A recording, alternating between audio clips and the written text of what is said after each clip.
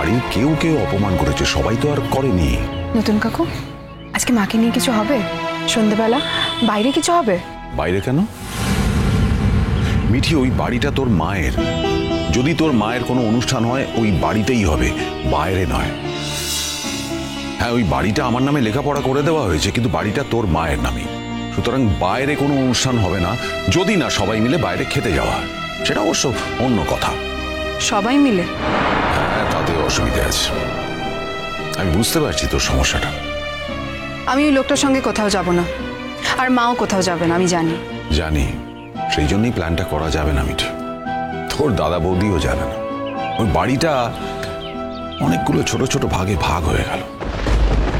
অথচ আগে আমাদের বাড়িটা কত হাসি খুশি ছিল বলো নতুন কাকু, কত শান্তি, কত আনন্দ ছিল। আবার হবে মিঠিমা, মন খারাপ করিস না। সত্যি কথা বলতে কি জানো নতুন কাকু, তুমিও বাড়ি থেকে চলে যাওয়ার পর আর একটুও থাকতে ভালো লাগে না ওখানে।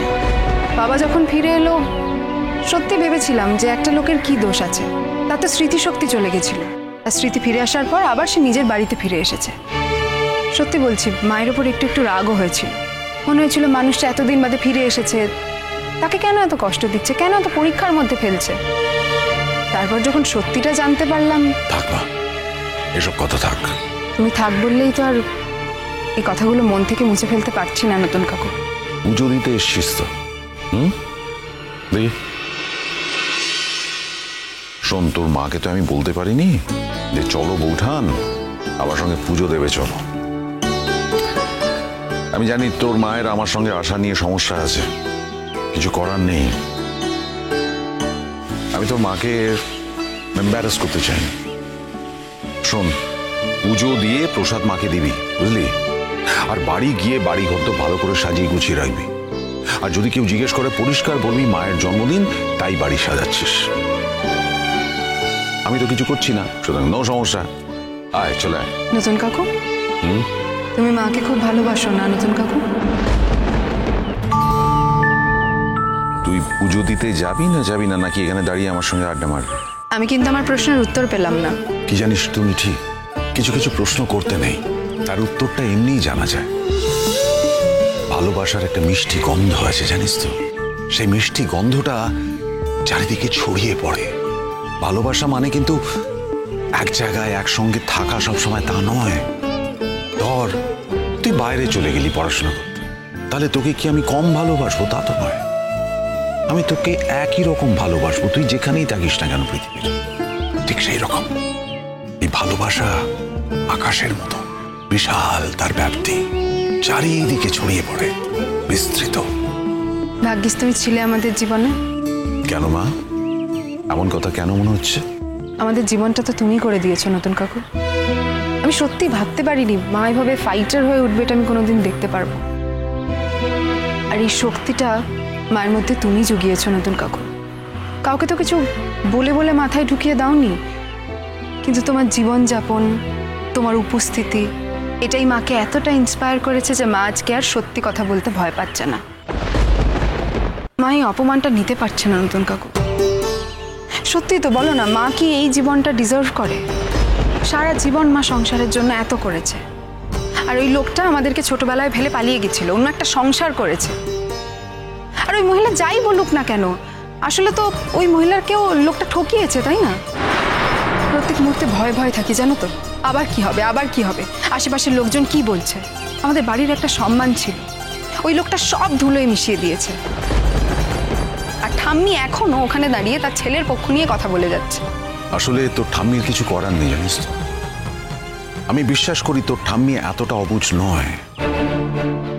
আসলে স্বামীহারা মানুষ তো বড্ড অসহায়। তোর পিসিকে দেখ, একই অবস্থা। একমাত্র ছেলে এতদিন বাদে ফিরে এসছে, পাছে আবার চলে যায়, তাই যেন তেন প্রকার এনো তাকে আটকে রাখতে চাইছে। মানুষটা বড় অসহায়, আমি মাসিকে বুঝতে পারি। চ, পুজোটা দিয়ে দিবি, আয়। তুমি তো বিজ্ঞানী মানুষ, তুমি পুজো দেবে না? তাতে কি হয়েছে? আমার তো যারা পুজো দেয় তাদের এগেনস্টে কোনো বিরাগ নেই। তোর বিশ্বাসকে আমি সম্মান করি, আর বরাবর যা হয়ে আসছে এখনো তাই হবে। অন্তত আমি যতদিন বেঁচে আছি এনে। নতুন কাকু, আই এম সরি, আর বলবো না, যা পুজো দিয়া, আমি এখানে আছি। কি কাণ্ড বলো তো, কত দেরি হয়ে গেল দেখলে তো, বাড়ি গিয়ে কত কাজ। আচ্ছা দিদি ভাই শোনো, আমার এই অনুরোধটা রাখো। কি? এইবার বাড়ি ফিরে গিয়ে কিন্তু তুমি কোনো সারপ্রাইজের আয়োজন করো না। না না, এবার আর কি করে কি হবে, নতুন দাও আসবে কি আসবে না তার তো কোনো ঠিক নেই। তোমার নতুন দার না আসাই ভালো, এলেই শুধু শুধু হাজারখানা কথার মধ্যে পড়তে হবে। হ্যাঁ সেই তো, সেই আমরাও চাই না। তুমি আমার সঙ্গে মজা করছো না তো? এ বাবা, তোমার সঙ্গে আমি মজা করতে যাবো কেন? তুমি আমার বৌদি বলে কথা। বৌদির থেকেও বেশি আমি তোমার বন্ধু, আর যে সূত্র ধরে তুমি আমাকে বৌদি বলে ডাকো, সেই সূত্রটাই তো নষ্ট হয়ে গেছে। সেই সূত্রটা একটা প্রতারকের সূত্র। তার চেয়ে বরং আমি এটাই ধরে নেব যে বৌদিটা একটা ডাক। বৌদি মানে তোমার দাদার স্ত্রী নয়, বরং এইটাই মনে করব যে তুমি আমাকে ভালোবেসে বৌদি বলে ডাকো। এর চেয়ে বেশি আর কোনো অস্তিত্ব এর নেই। দাদার কার্যকলাপে আমারও মাথা নিচু হয়ে যায় বৌদি ভাই, কি বলবো বলো তো। আর যাকে আজকের দিন আর এসব কথা ছাড়ো তো, বাদ দাও এসব। শোনো, কাকু কাকিমাকে কিন্তু প্রণাম করতে যাব আমরা, প্রত্যেকবার তুমি যাও। তা গেলে মন্দ হয় না, গিয়ে বাবা মাকেও প্রণাম করেই আসবো ভাবছি। এইবার তো আমার কিছুই ভাল লাগছে না, আমি বাড়ি থেকেই বেরোতে চাইছিলাম না, তুমি আমায় জোর করে বাড়ির থেকে বের করলে। বেশ করেছি, তোমার ওপর এটুকু জোর আমার আছে, বুঝেছো? ব্যাস হয়ে গেছে, চলো চলো চলো চলো, এসো।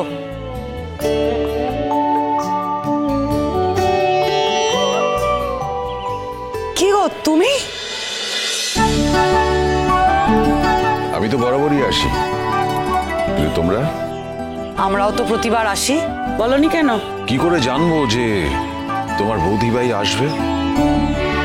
আমার তো জানা ছিল না। মা, ওই দেখো, তুই আবার লাইন ছেড়ে চলে এলি কেন? আলাদা আলাদা পুজো দেবো নাকি? ও বাবা, তোমরা তো ডালা নিয়েই এসেছো, এই কাজ কর না, আমারটাও দিয়ে দে না। হ্যাঁ, একটু আড্ডা মারি তত। না না না না, আমি একা একা লাইনে দাঁড়াবো। কি কাণ্ড! আচ্ছা তুই আসবি আমাকে বলিসনি তো? বলে এলে তুমি আসতে দিতে? খুব দুষ্টু হয়েছিস তো। আর তুমি, তোমার খেয়ে দেওয়ার কোনো কাজ নেই, পুজো দিতে চলে এসেছো কেন?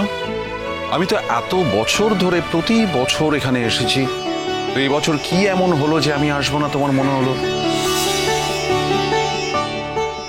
আসলে আমাকে তোমরাই ডাকোনি, ইচ্ছে করে ডাকোনি, আসলে আমাকে তোমরা বাদ দিয়ে দিয়েছো। সত্যি কথা বলতে কি নতুন দা, আমার মনের মধ্যে না ক্ষীণ আশা একটা ছিল যে তুমি আসবে। কেন ছিল বলতে পারবো না, কিন্তু ছিল।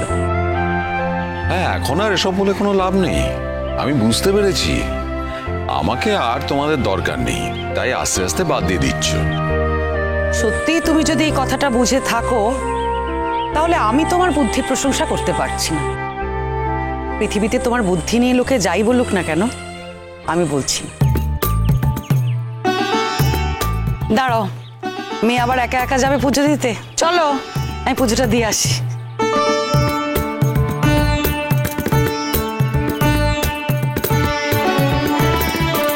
এটা কি হলো? কোনটা? এই যে আমাকে না বললে এখানে চলে এলে। নতুন এলাম? তা না, আমাকে তো বললে না। তোমাকে বলার কি আছে? যার জন্মদিন তাকে এত কিছু জানতে নেই। প্রতিবার তো জানো। এবার জানালাম না, এবার তুমি আসবে কিনা, আদৌ তোমার পক্ষে আসা সম্ভব হবে কিনা।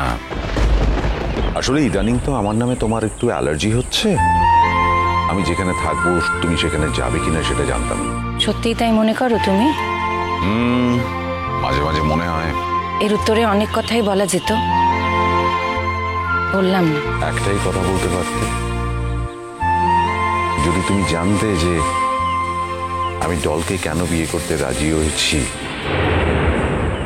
তাহলে হয়তো আমাকে আরো একটু বেশি ভালোবাসতে।